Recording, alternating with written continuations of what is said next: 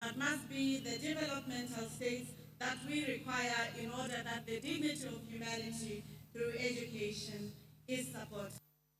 It was alongside with President Abdelaziz Bouteflika and President Abdoulaye Wade of Senegal that they led the efforts of renewal as Africans through the new partnerships of Africa's development in order to ensure that a common platform for African policy was soon after formed.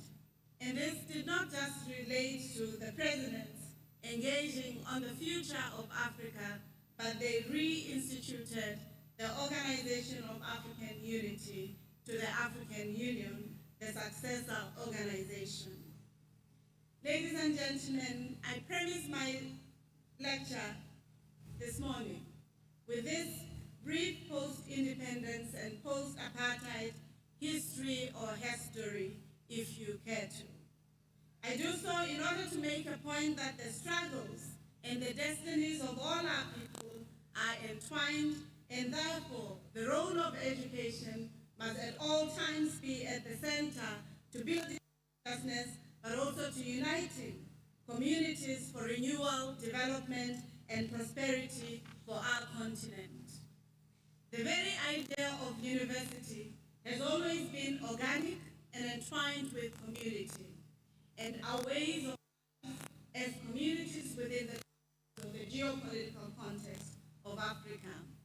Hence, in his pre-colonial Black Africa, Sheikh Anta Diop reminds us that, as in the Western Middle Ages, teaching was in the hands of the clergy, which in the case of the West Africa was the Mohammedan.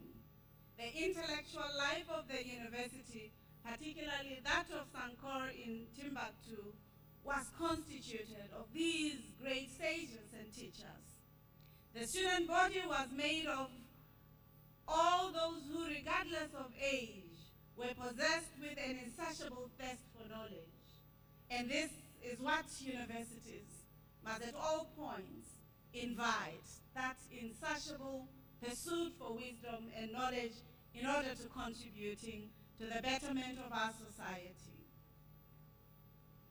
The student body was made up of all those who, regardless of age, were really committed to changing their world, but also to inviting their sense of wonder, their imagination, that beauty of wanting to know a little bit more than what you know. Similarly, the National Open University of Nigeria, like the University of South Africa, forms a part of the Pan-African system of science and innovation in the continent and at the world at large. I'm of the view that such a Pan-African system must inform, question, and advance society with the goal of attaining human progress. Founded 40 years ago through the Act of Parliament and later launched in 2002 under President Obasanjo, now strives to become a leading ODL institution in Africa, providing functional, flexible, accessible, cost-effective education for all who seek knowledge. And I was very happy to witness your singing and your affirmation of this important imperative. It is thus my considered opinion that the imagination of African institutions like NOUN and UNISA, whether acting individually or collectively as partners, must today satisfy a variety of public expectations regarding teaching and learning, research, innovation, as well as engaged scholarship. For what is the meaning of knowledge if it cannot change society, build institutions that serve society, and enable Africa to contribute to the global arena in the best resources and values that we require? I understand universities to be doing the teaching and learning, to really being exposed to the volatility and uncertainty, ambiguities in the world, however, with multiple opportunities. In scholarship, we don't just look at the challenges, but we look at the pursuit of options, opportunities, and interventions, if not knowledge systems, that become practical. Program Director, I was asked to address the subject of volatility in higher education and the opportunities that we simultaneously need to create and take advantage thereof.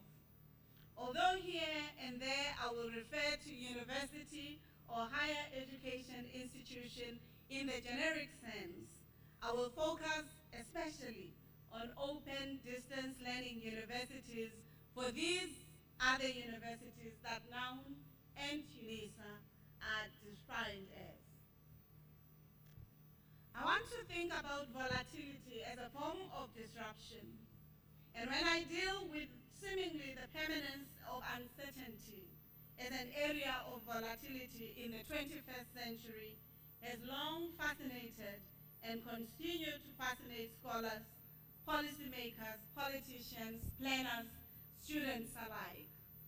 I want to think about volatility not only because of the aftermath of COVID-19 that exposed us to the volatility of the world health systems in the ways we interact with each other in the global south and the global north, and also speak to the economic contradictions in the geopolitical contestations that we see, which also manifest themselves in questions of food sovereignty, food security, and food systems.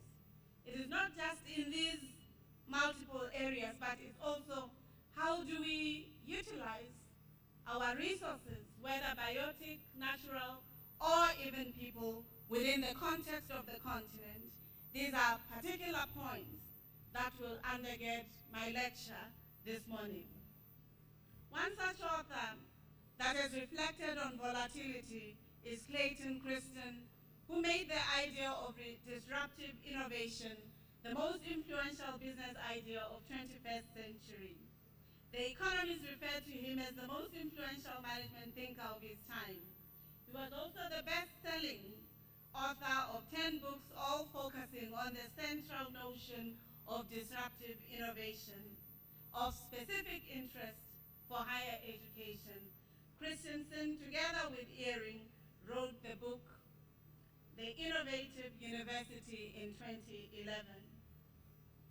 Ladies and gentlemen, whilst I understand the notion of disruptive thinking has been quite core to the capitalist economic systems, but also the geo-economic systems that have oftentimes marginalized Africa, it's very important that we take these volatilities in order to changing the opportunities that the digital systems also bring about in the changing opportunities for higher education, and especially in the context of open distance and e-learning. The notion of disruptive innovation provides an interesting optic to thinking about the opportunities that arise even in the midst of contradictions or volatility. I'd like to suggest that higher education institutions are caught almost permanently in the tailwind of volatilities and opportunities. We often take for granted the contemporary framework of production and dissemination of knowledge, oblivious to the fact that every phase in the life of higher education system has evolved immensely transformational, shifting how we produce and transmitting knowledge, how we forming students as intellectuals and citizens participating in their societies, but also how do we project students as the purveyors of knowledge as citizens, but also as our outputs. From ancient Greece to Timbuktu, learning and disseminating knowledge concerns students sitting around the feet of their tutors.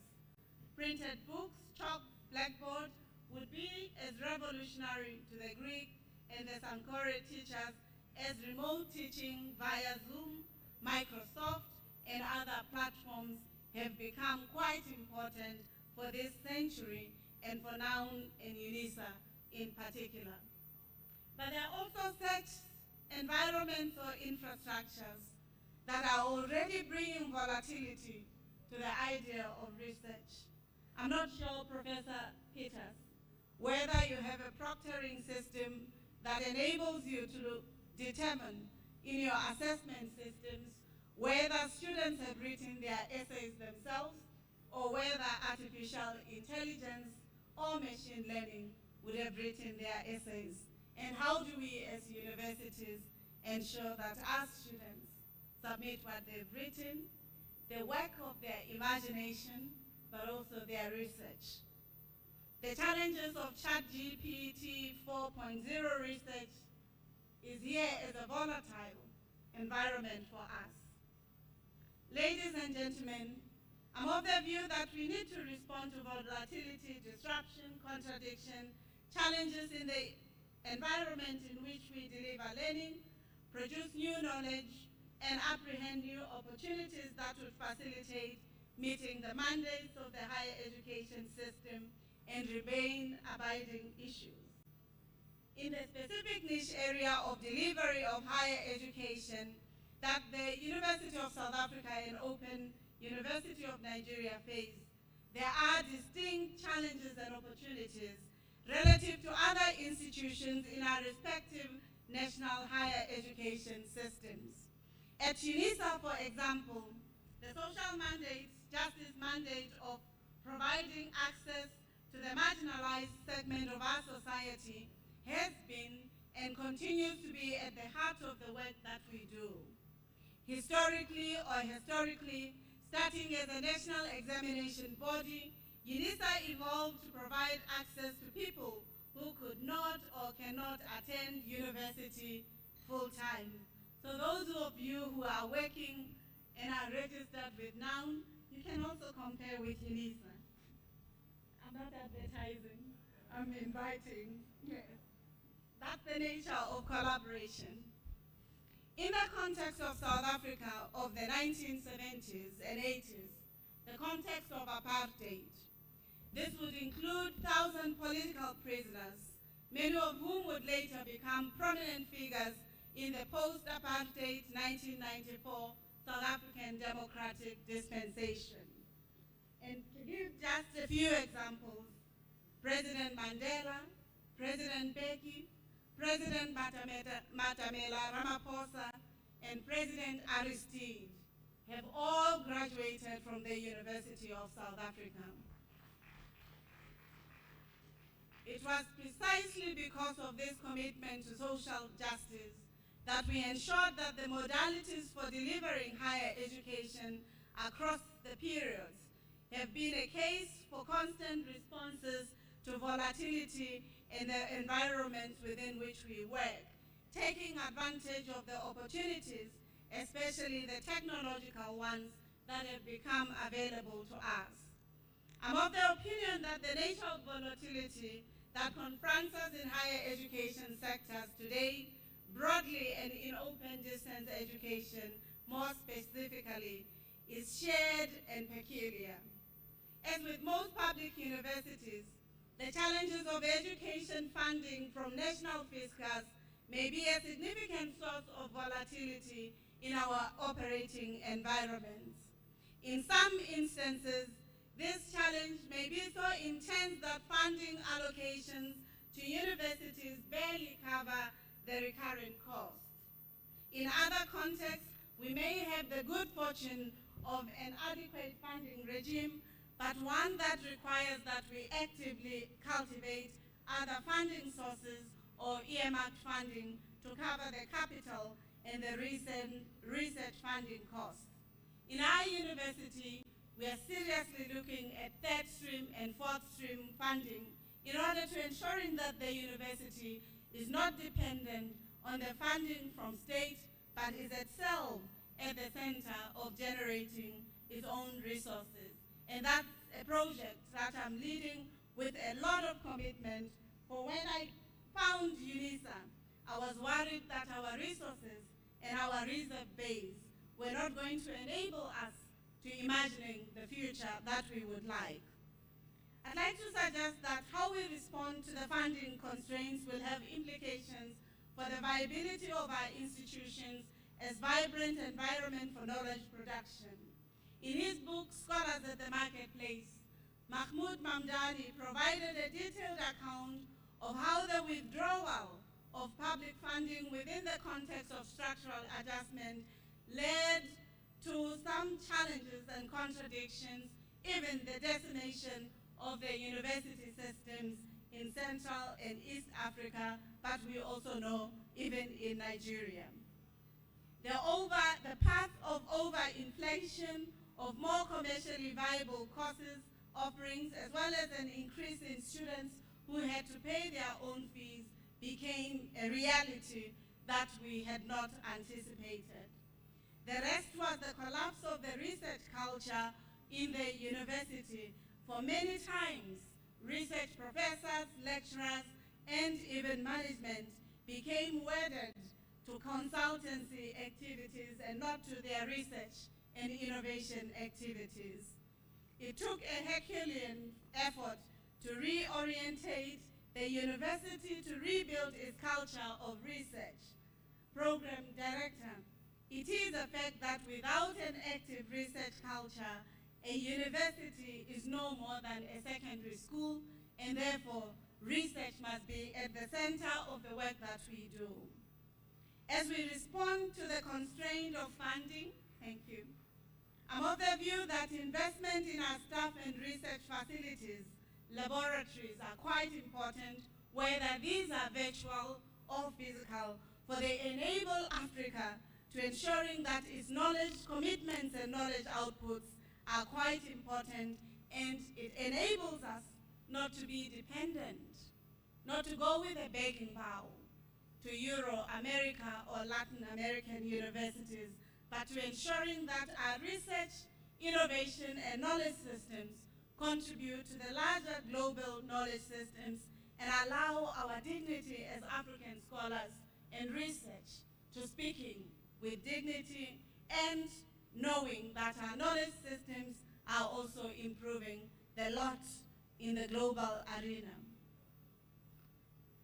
Another issue that I'd like to state, Professor Peters, and Convocation, is really how we as African universities have dealt with pandemics, having learned from the HIV and AIDS pandemic, having learned of the contradictions of Ebola in West Africa, having seen the challenges of economies and mineral and biotic resources that have not been used for the improvement of economic systems in our continent and in our countries.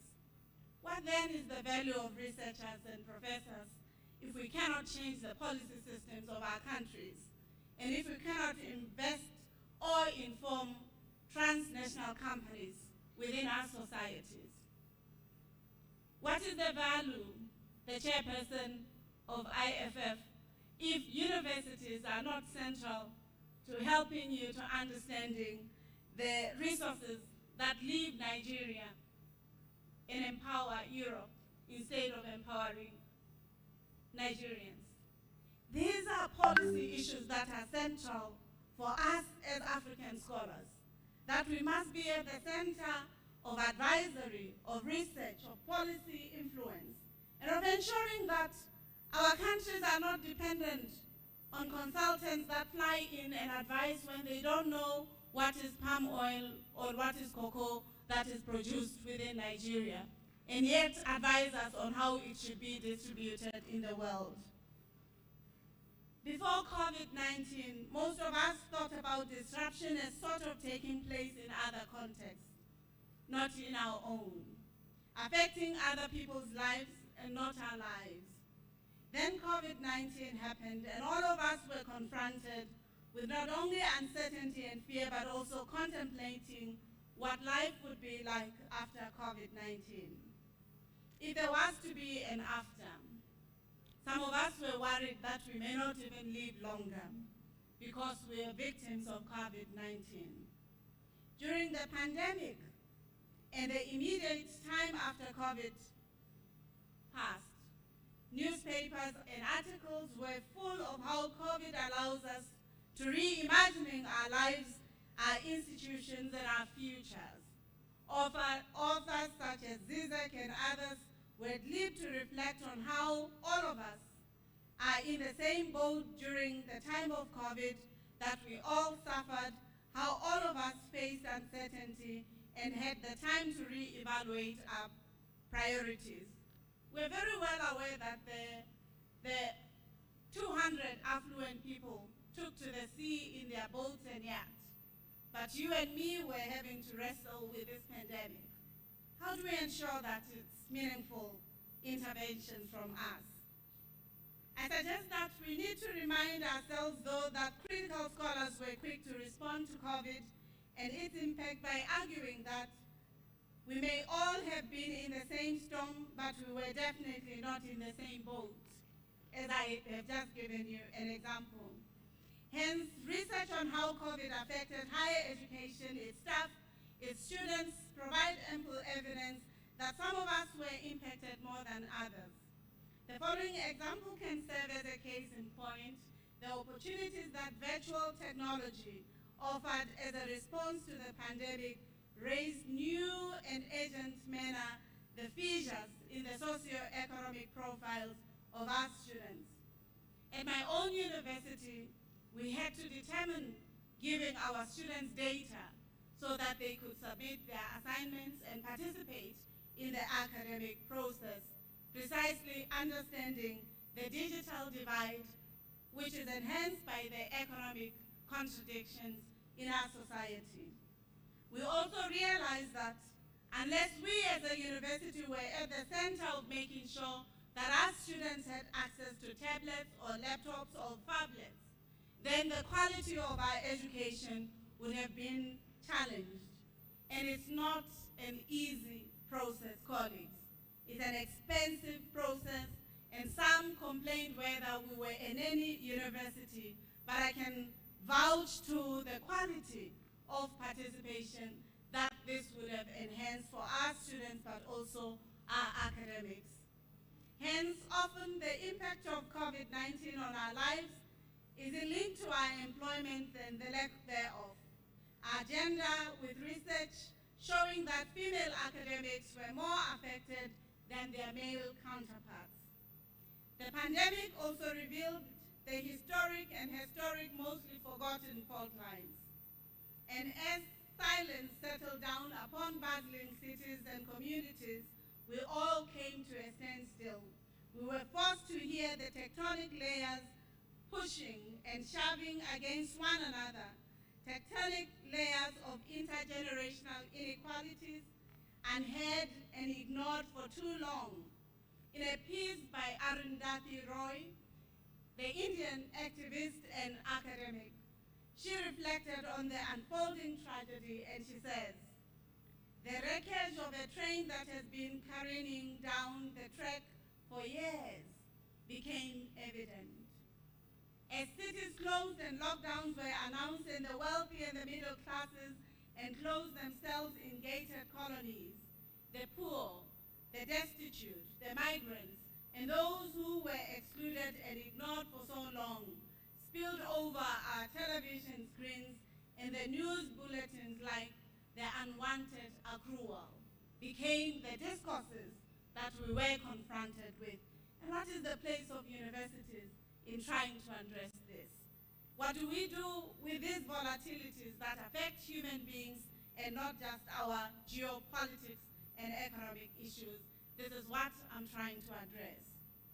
Those who did not have access to running water and most probably did not have access to such generations to wash their hands for 20 seconds while signing happy birthday or singing happy birthday, and those who could not practice social distancing, to them sharing their living, sleeping, cooking, sleeping spaces with many others, those others demanded our academic attention and research so that we can pursue solutions and alternatives that make them and make their lives to being with dignity. Arundhati Roy hoped that the pandemic would be a gateway between our current world and a next world, more just, sustainable, more equitable, and more gender inclusive. She voiced the hope that many others were hoping, that COVID-19 would herald a more caring, and just world. And I hope universities that are caring, that are bold, that are courageous, that hold accountable the politicians as they do hold accountable the business people. We tend to go to politicians and forget the business people. We should ask them, where are you investing? Are you investing in the education of South Africa and Nigeria?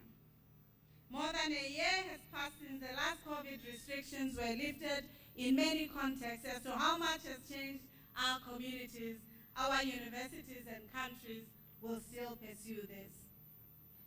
Program Director, as I come to my conclusion, it is worth stating that the notion of killing the fields of inequality could be one of the higher education opportunities, especially addressed through open distance and e-learning.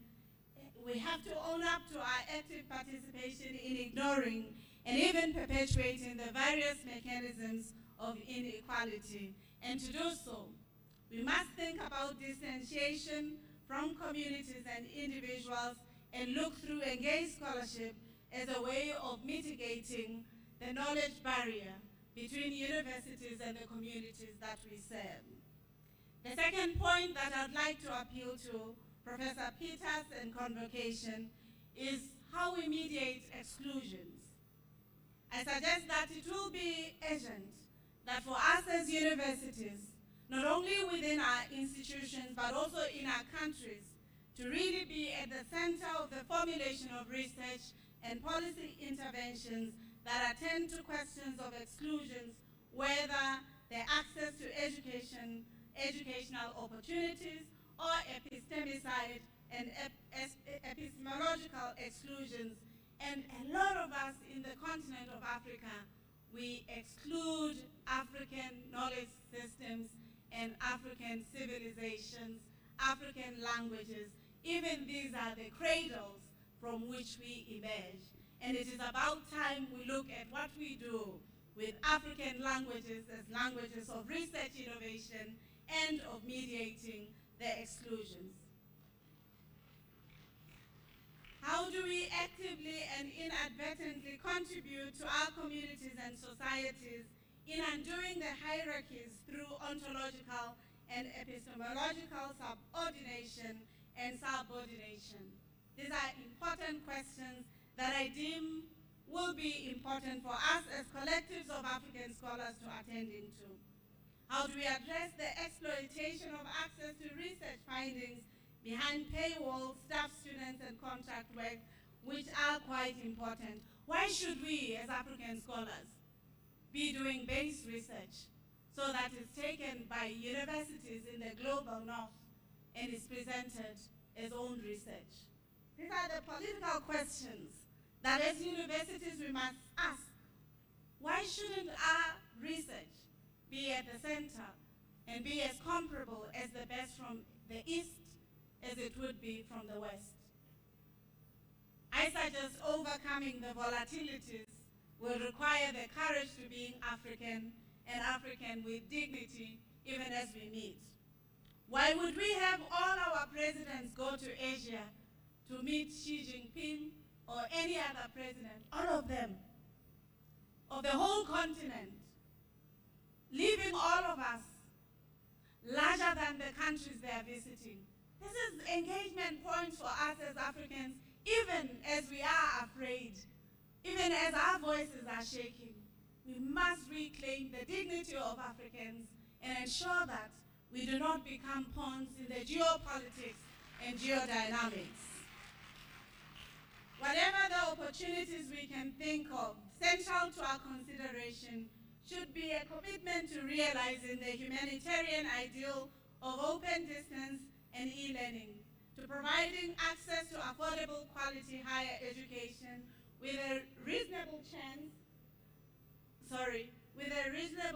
for success. I'm of the view that providing access to students without also establishing whether they have a reasonable chance of succeeding in their chosen discipline and qualification is somewhat unethical, and we have to ensure that we strengthen our student academic support. The notion of the iron triangle has for a long time informed thinking about cost, quality, and access in open distance education, and still provides the basis for critical consideration.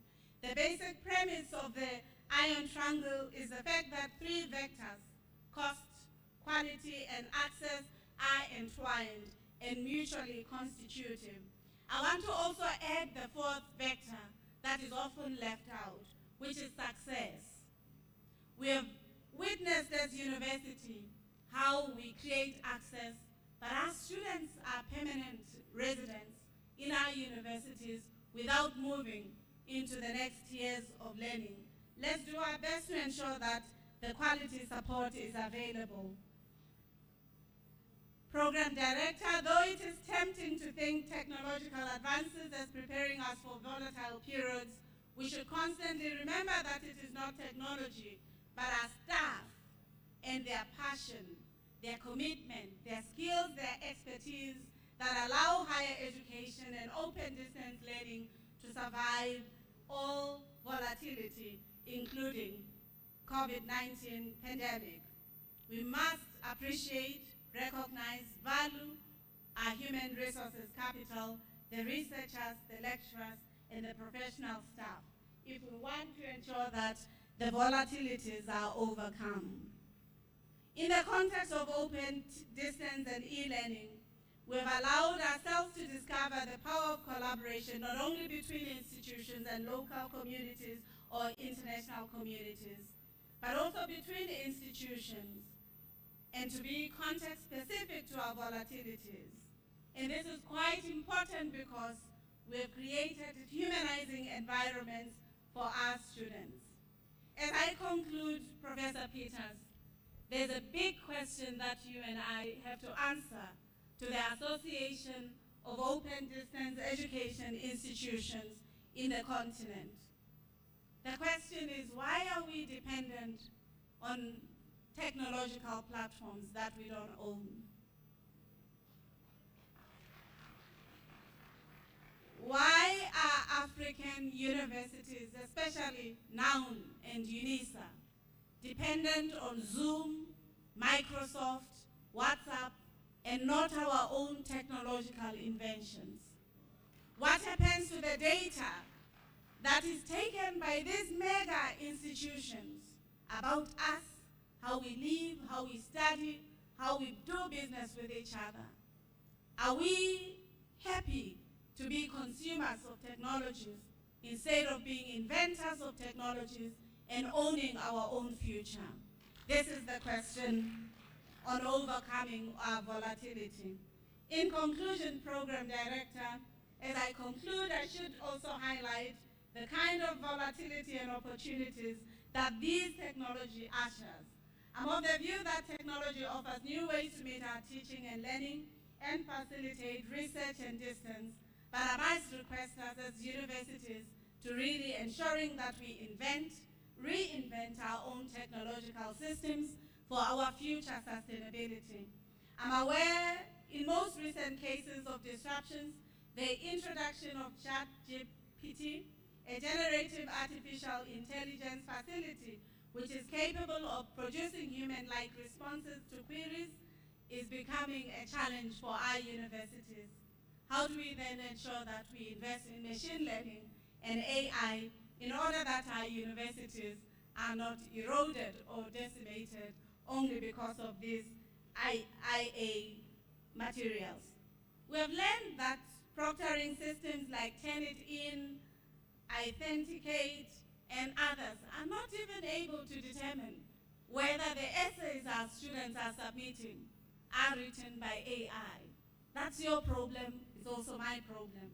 How do we address this particular challenge? I would like to leave it to you and hope that the partnership between NOUN and UNISA will look towards some of these assessment issues that the technological inventions and progress are imposing on us as universities. I want to conclude by drawing on the lessons of our former President Mandela, who reminded us of the importance and imperative of education. President Mandela says, education is not just relevant for utilitarian values. It's not just important as a source and a value that society make available to the students as it does to the researchers and scholars. But it says it is through education that a child of a miner can work towards being and owning the production means and being the mine owner. It is also through education that a child of a farm worker can become a farm owner and can own the seeds that feed the future that they are dependent on. I'm of the belief that the roles of Noun and UNISA are in concert with that thinking of our first president of the democratic South Africa and his appeal for higher education as important gift. I recognize also a great Nigerian scholar, Adebayo Olokoshi, reminding us that as African scholars, it is very important that we not render our work, our histories, our civilizations diminutive, but we hold them high because they have been the cradle of humankind. They have bequeathed humankind all over the world the best that they could do. I also remember the great African feminist and Nigerian daughter, Amina Mama, who reminds us that unless universities listen to the cries of the wounded, the trampled upon, those that are not visible, or that are invisibilized by our economic, religious, social, and other systems, will never have hope if universities themselves are not partners to the emancipatory project of our countries and our continent. And I want to thank you for listening to me as I shared a few insights around overcoming the volatilities and claiming the future as Africans. Thank you.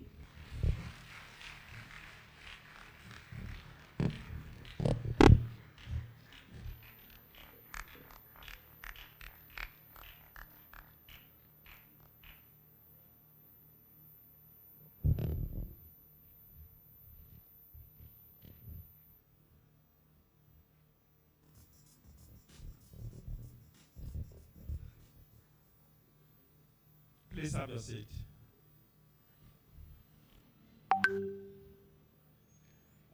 You know, I had warned you what she was going to present. I had told you that when we first saw the title, the faculty members were wondering which approach she was going to use. And now we've heard, and it was worth all the waiting. It was worth all the listening. So once again, I want us to appreciate the speaker of today, Professor Yakambula.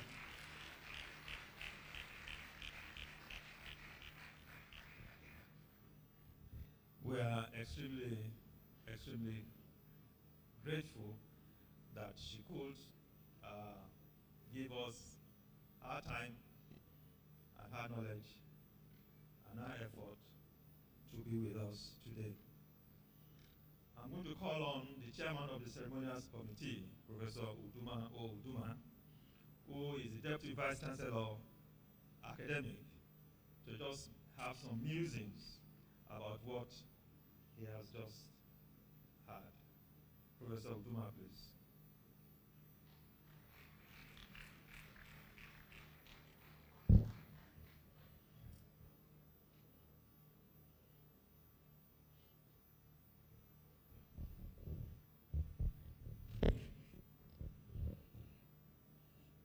Chairman of Council, Professor Peter Bokola, the Vice Chancellor, National University of Nigeria, please permit me to stand on the already established protocol. I like the way my Vice Chancellor put it, some musings. It's not a summary. To say summarize means I'm insulting your intellect, and I cannot afford to do that. So I'm making my musings, as it were. You see, the paper looks at volatility, uncertainty, complexity, and ambiguity in higher education. But our guest lecturer, being an eternal optimist, somehow paradoxically sees some opportunities in this web of volatility, uncertainty, complexity, and ambiguity. For an ordinary person, it will be pessimism. If you have such opportunities, that should bring pessimism. But for her, she says she's an eternal optimist. So she sees that as bringing upward opportunities. She started the discussion on an arithmetical construct that is Africa. And for her, Africa has shared experiences. She's emphatic that the struggles and the destinies of all the peoples of Africa are one. Consequently, there is need for African states, institutions to act as united force for the renewal, development, and prosperity of Africa. This, in the context of higher education in Africa, creates the desideratum for the National University of Nigeria and UNISA, indeed all other institutions in Africa, to form part of the African system of science and innovation in the continent and the world at large, which must strive to inform, question, and advance society, social life itself, and general attainment of human progress. She also identifies 3 periods of volatility in higher education in Africa, namely the colonial, the post-colonial, and contemporary higher education. Leveraging, as it were, on what the Spanish philosopher of education, Gazette, would rather identify as the mission of the university. She elaborates the situation that the university has always been organic and entwined with the community and our way of life. The point stressed here is that higher education, or the tertiary sector of education, has a long and successful tradition of providing the highest level of learning and research to its respective communities. It has provided stimulus to economic development and growth through scientific, organizational, behavior, and financial enlightenment. The technological maelstrom that currently represents the harbinger of the knowledge economy has its roots deeply embedded in the halls of the academia. And of course, this now tells that there must be a synergy on where we are going. She's however worried that notwithstanding such robust and enduring model of sustainability we see in education, there are some problems. Ranging from the threats of disruption caused by the cultural bomb, we are still saddled with neocolonialism and its continuities in our pedagogy. In our pedagogy. She's worried that the African pedagogy is still tailored along the Western pedagogy. And we talk about dealing our own problems. And that threat that has to do with this has to do with public funding to institutions. Over the years, we see that there is a decline in the way our institutions are funded by government. The Department for Higher Education, the requirement that higher education institutions should stand on their feet and act as self-sustaining entities, mainly driven by the exhaustion of public expenditure pressures, is creating a fundamental shift in both the internal and external perspective of what higher educational institutions are. She is convinced that public higher education must be sufficiently funded by the state. That is what the problem is. These days, of course, most of the times we talk about no longer research, but about what will bring money to the institution. And that's the problem. And for her, we can't afford that in Africa. Of course, a lot of questions are raised. The important here is that tertiary institutions are not businesses and should not be run as such. Similar to healthcare, there are significant ethical and moral questions concerning affordability and accessibility. To answer the question of accessibility and affordability, ODL institutions have a major role to play and identifies the change drivers with technology, taking the driver's seat. Here too, the impact of digital learning delivery places ODL institutions on the driver's seat. The takeaway from this, one is that disruptions create opportunities. We should not look at disruptions as what will rather make us pessimistic. They paradoxically create opportunities. 2, without research, universities are nothing better than secondary schools. And our research must also be relevant to our society.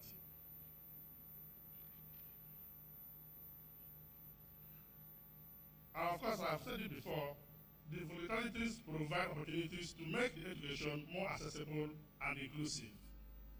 Inclusive so that we attain of course, here we talk about breaking barriers. It is because of the kind of education we have, the volatility that we are talking about, reaching out to those in prison, for example, in NOUL. And we also believe that these volatilities will also address the issue of gender, getting more girls in school than we had before. Of course, we must also interrogate our investment strategies. Where are our politicians, our investors, where are they? Have they integrated their investment strategies? Are they African-oriented? And of course, she makes it very clear that our researches in Africa, that our researches must be based on Africa's epistemic and ontic constructs. We no longer need to depend on Western epistemic constructs. To overcome volatility, we must resolve to be African. What do I mean? When we were in the university, one of our lecturers asked one guy, "What is your name?" He said, "My name is Jackie Phillips." He asked him, "Are you a Jamaican?" He said, "No." Even our names, we want to sound Western. One day somebody asked me, "What is your English name?" And I said I had no English name. And they laughed me to scorn. I just then asked him, "Please, what is the English name of Bill Clinton?" No, what is the Igbo name of Bill Clinton? He said, "Why? Bill Clinton is not an Igbo man, so why should you have an Igbo name?" I said, "Okay, so you're an Englishman." So we must learn to be African. We must learn to be proud of our heritage as Africans. In the political sphere, let us begin to question, is liberal democracy what Africa needs in the political era? And of course, she has raised the issues of artificial intelligence, the various platforms we use in our deliveries. Can't we have something that is original to us? All this shows that our education, the volatility in our education should enable us to do what? Emancipate ourselves and our society. Thank you very much.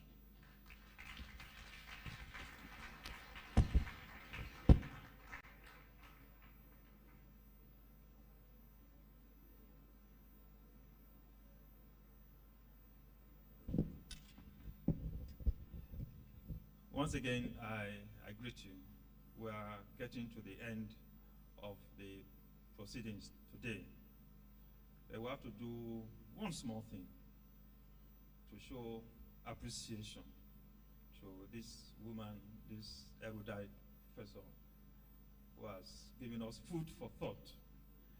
And permit me therefore to invite the Pro-Chancellor and the Chairman of Governing Council of the National Open University of Nigeria, Professor Peter Okebukola, OFR, Emeritus, to please do this for us. And may I also invite the speaker. Don't go yet, Vice Chancellor. There are 220 universities in Nigeria today. The best Vice Chancellor of all these universities is here, Professor Olufemi Peters.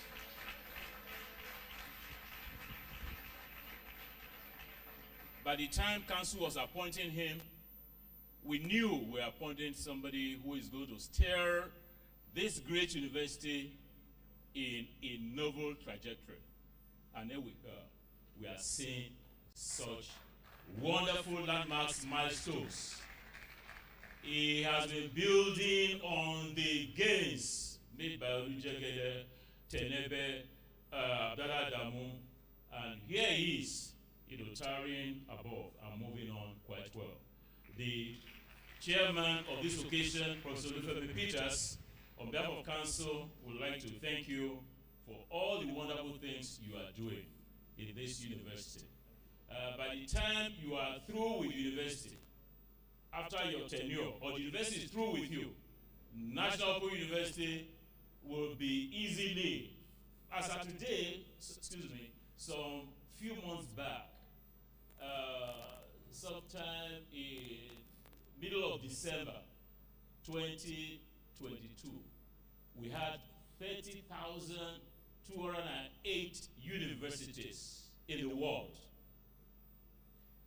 As at that time, we had 3,102 universities in Africa. Did you know that the top two are the National University of Nigeria and University of South Africa?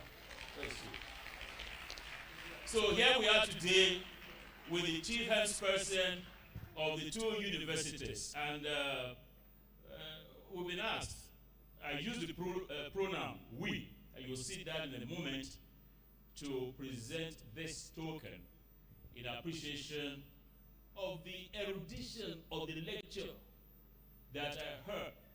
I was making notes because I know it will come out for exam. I was making notes there. And she has been able to give us some signposts of areas where the National Open University of Nigeria and UNISA can collaborate. Because now we are number one in Africa. By the time we collaborate, we'll be number one in the world. That is the logic. That's the logic. I'd like to single out Mr. Rashid Bawa, the chairman, executive chairman of EFCC. You are a great man indeed. I watched you on TV a couple of times, and I sent one of your colleagues to let you know that the academic community is very proud of you. Very proud of your high intellect. And I suspect that because you are close to National Open University of Nigeria, by diffusion, knowledge, they flow to your end there. And there's not been an event that will invite Mr. Rashid Bawa that will not come here. He's a very busy man, chasing after corrupt and all of these people all over the world. But now he's here. We deeply appreciate you. This is the National Open University of Nigeria. And I've been asked to present this. There are 220 million persons in Nigeria, estimate.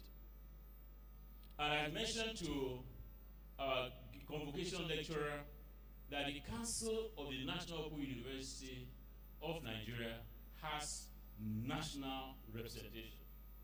That we have in our geopolitical zones, the 6 geopolitical zones, we have representatives from the different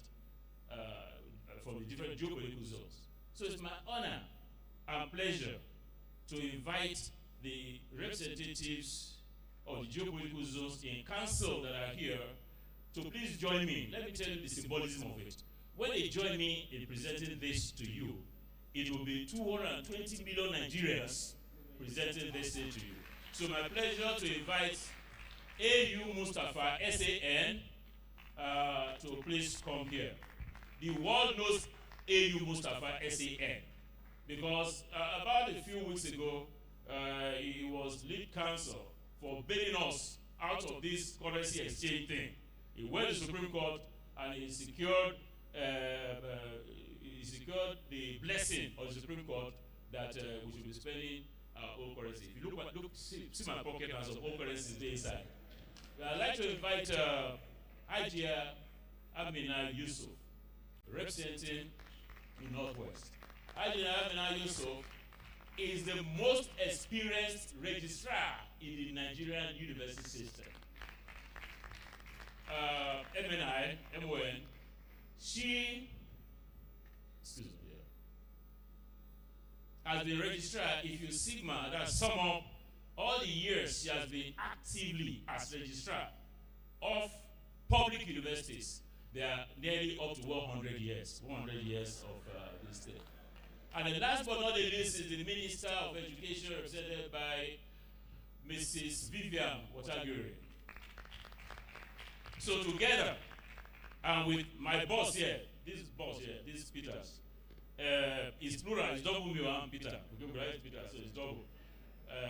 Or more than double. We're going to present this to our guest lecturer, our convocation lecturer. You see, usually when somebody invites me to give a convocation lecture, home or abroad, my expectation is that that university will send me at least a ticket to come. Our convocation lecturer told us, forget it, don't send me no ticket. She bought a ticket here. Okay, you are going to buy a ticket. We're going to give you accommodation here at Transcorp Hilton. No, don't bother. I'm going to accommodate myself. So how can we be thankful to you other than to give you this plaque carrying the voices of all the 220 million Nigerians? The tongues are rolled into one here. This plaque is presented to Professor Uleng Lekambula, Principal and Vice Chancellor, University of South Africa, UNISA, Convocation Lecturer, on the occasion of the 12th Convocation Ceremony of the National Open University of Nigeria. Olufemi Peters, Best Vice Chancellor, 9th sign March 2023. So, ma'am, can you come?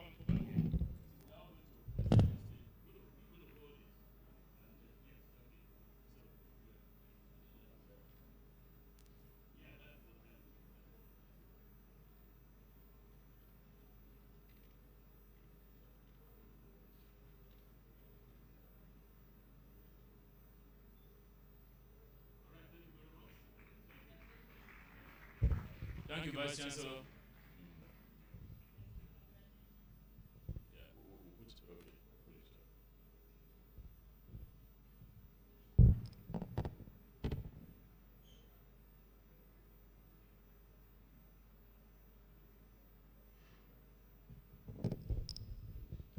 Thank you very much, my Council Chair. Again, another thanks to you, my Vice Chancellor, and a basket full of thanks to our guest lecturer.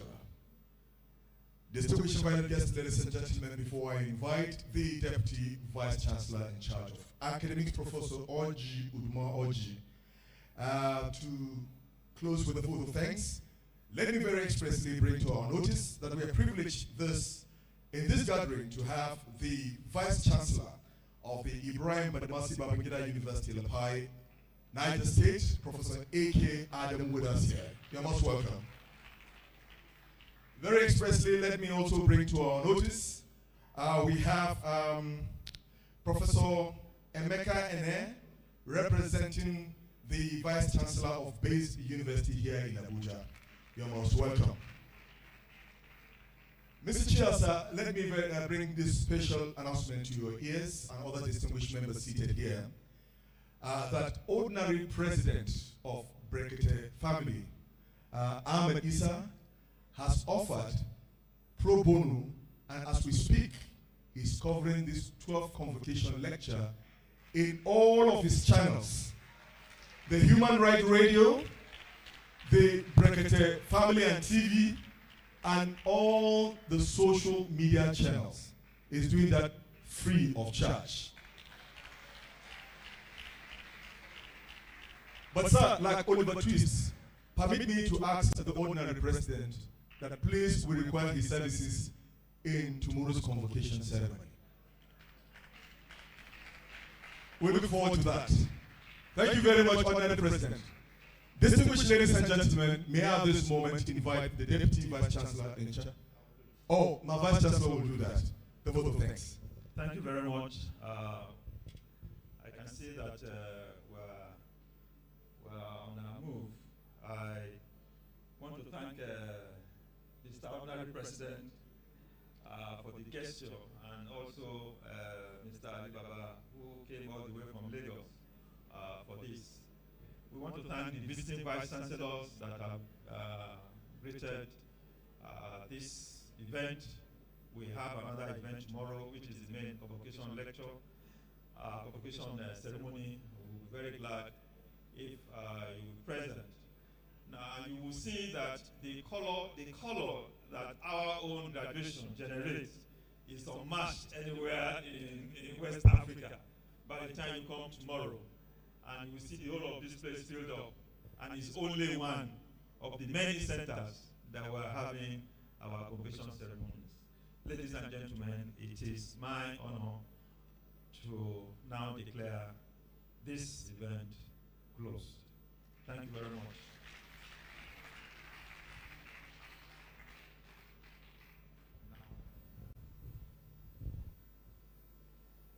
And just before we close, this is recognizing Dr. Mary Jelasimi.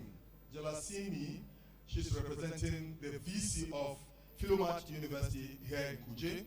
Let me also recognize the president of the National Open University of Nigeria Alumni Association, able-elect by Abdul Wahadi Mukhtar, and his NEC members who are all here. Having come to this point, distinguished ladies and gentlemen, we are left with no other business but to kindly request that you all be on your feet for the closing rites.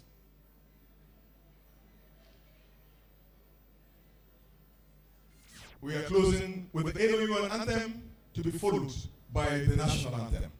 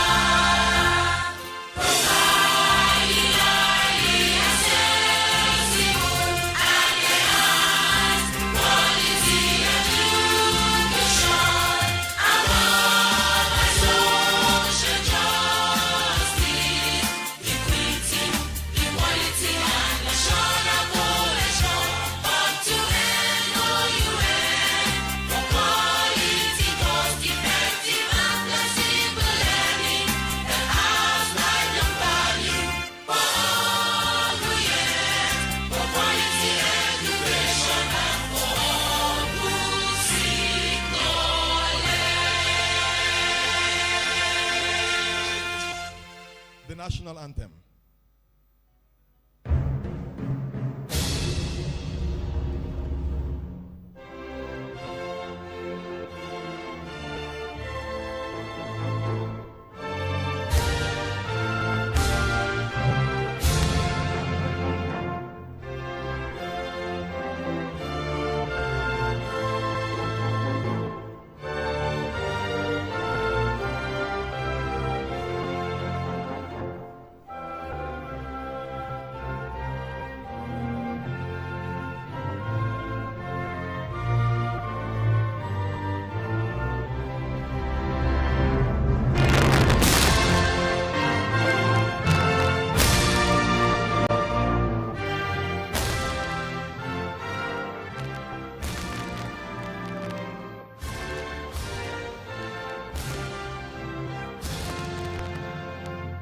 Thank you, and that brings us to the end of proceedings here, marking the 12th Convocation ceremony of the National Open University of Nigeria.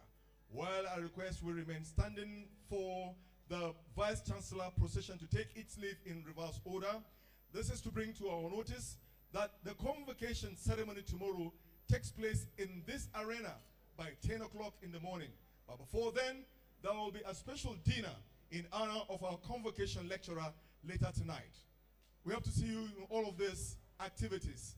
Till then, my name is Ambrose Bernard Gowon. Thanking you all for being here, and it's bye-bye.